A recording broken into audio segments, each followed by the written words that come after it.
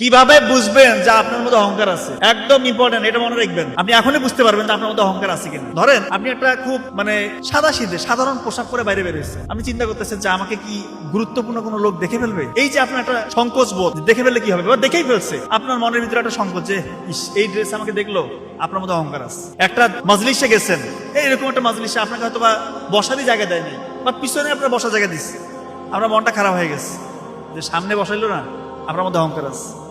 আপনি রাস্তা দিয়ে হাঁটতেছেন, আশা করতেছেন যে ওই ব্যক্তিটা আগে আমাকে সালাম দিবে, সে আমাকে একটু সম্মান প্রদর্শন করবে। এই যে একটা ফিলিংস, আপনি ধরে নেবেন আপনার মধ্যে অহংকার, একদম নিশ্চিত অহংকার আছে আপনার।